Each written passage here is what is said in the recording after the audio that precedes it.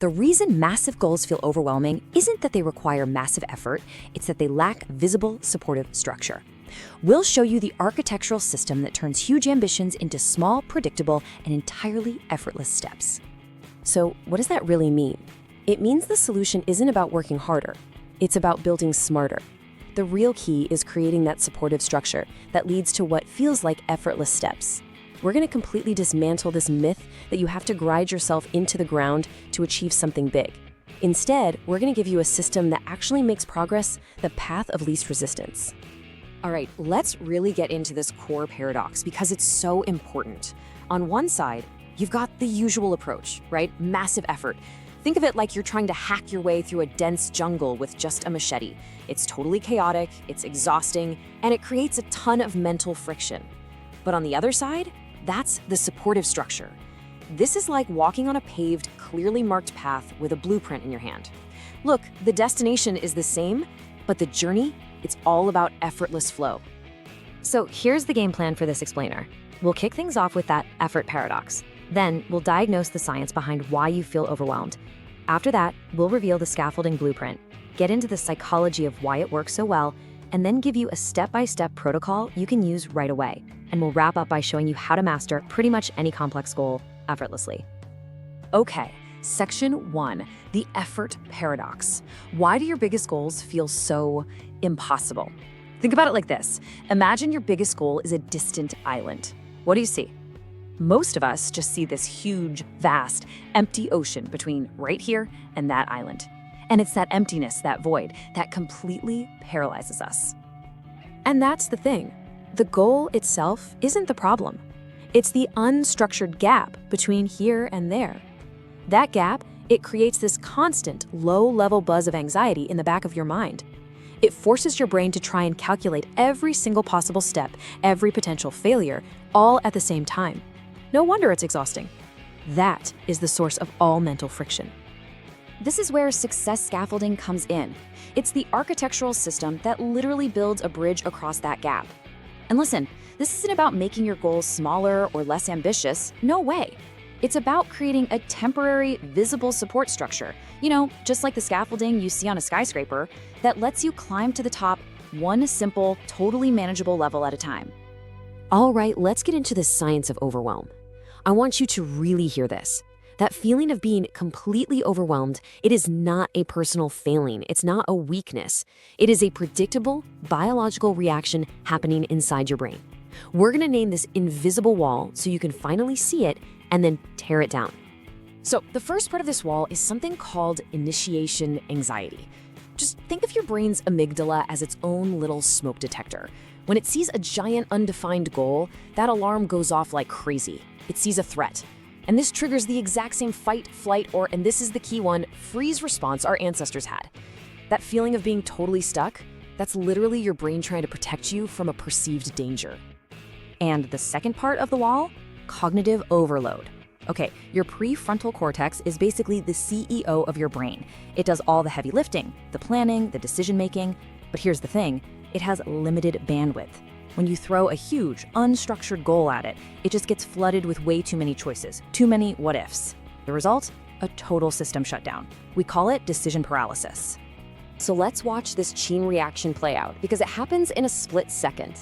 It all starts with that big, unstructured gap, which immediately floods and paralyzes your prefrontal cortex, your brain's CEO, with an impossible number of choices. And the final frustrating result is this: total decision paralysis. You know exactly what you want to achieve, but you are psychologically and neurologically just stuck. You can't start. So if brute force doesn't work, where should we put our effort? Well, the answer lies in something called the Zone of Proximal Development, or ZPD. The best way to think about it is like learning to ride a bike, right? You don't stay on a tricycle forever, but you also don't jump straight to a unicycle on a tightrope. No, you start with training wheels. The ZPD is that perfect training wheels phase for any new skill. It's just challenging enough to keep you learning, but not so hard that you get frustrated and give up. A great system puts you directly in this sweet spot for maximum growth. Okay, so we've named the enemy, we've diagnosed the problem. Now it's time for the solution. Let's unveil the master plan. This is it, the 3 core architectural principles of the Success Scaffolding system. This is the what. This is what you're actually going to build. These are the 3 pillars, the foundation of the whole thing. Number 1, deconstruction and sequential mapping. Number 2, a structure that is temporary and adaptable. And number 3, a design that creates visible momentum and has a super low friction entry point.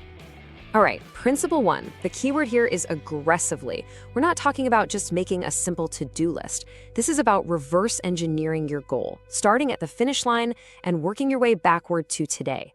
You're creating a crystal clear, step-by-step blueprint of tiny little micro-tasks. Just doing this, just the act of mapping it out, completely eliminates that cognitive overload because the path isn't a mystery anymore. Okay, now listen up, because principle 2 is probably the most important and the most counterintuitive part of this entire system. The scaffolding is not permanent. It's just like the training wheels on a bike. The second you master one level, you have to remove that specific support.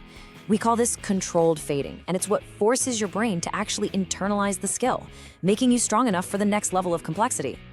And that's why this fading process is so critical.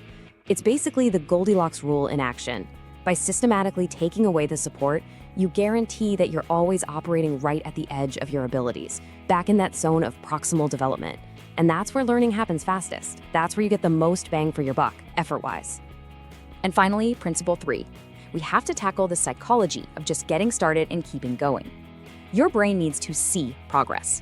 A simple visual tracker, I'm talking checking off boxes on a chart, gives your brain a little shot of dopamine, which creates a craving to do it again. And to crush that initiation anxiety we talked about, the very first step of any task has to be so ridiculously easy that it feels absurd not to do it. We call that the 2-minute rule. Okay, so you've seen the blueprint, but how does this actually work inside your brain on a neurological level? We've covered the what. Now let's dive into the why.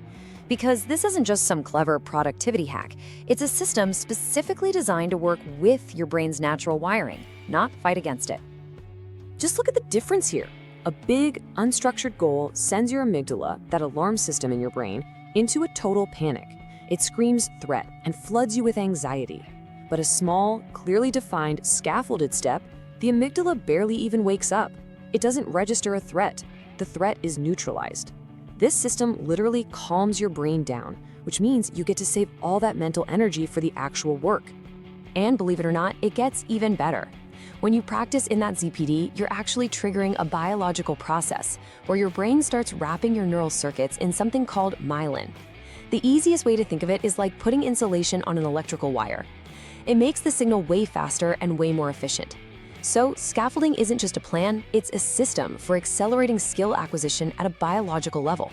You're literally building a faster brain. And all of this comes together to create this incredibly powerful psychological feedback loop. Check it out. You complete one small, visible step.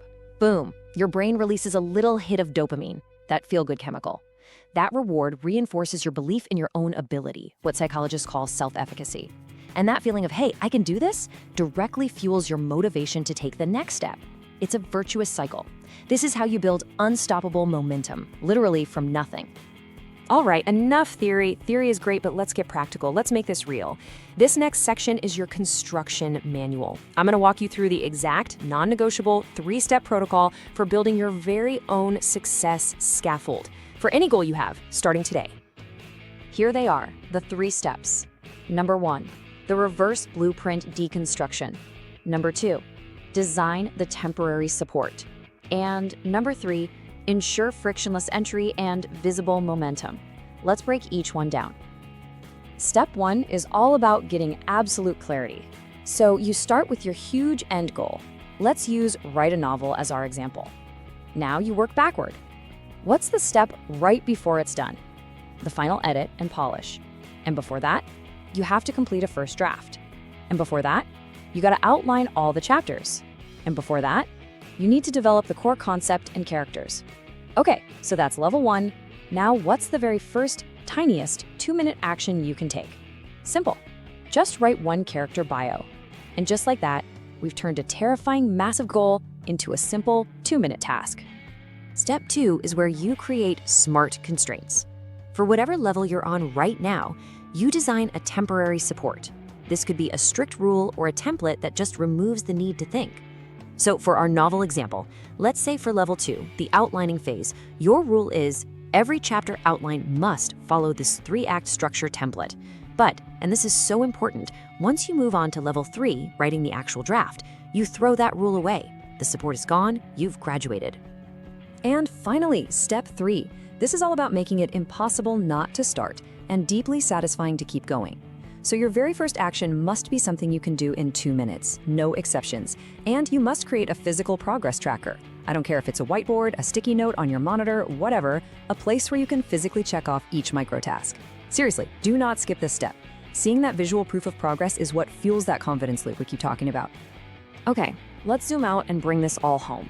We've laid out the problem, we've walked through the science, and we've handed you the blueprint. Now I want you to think about the new reality this system creates. This isn't just about finishing one project. This is about making achievement your new default state. If you remember only one thing from this entire explainer, let it be this. Complexity is only a barrier when you lack structure. Let that sink in.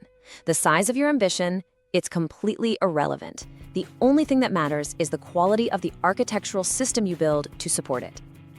Just think about the two worlds. The old way, the one most people are stuck in, relies on willpower. But willpower is fragile. It's unreliable, it runs out, and it's draining. It's a constant battle against friction. The new way, it's all about the system. A system is predictable, it's repeatable, and it feels effortless because its entire job is to eliminate friction.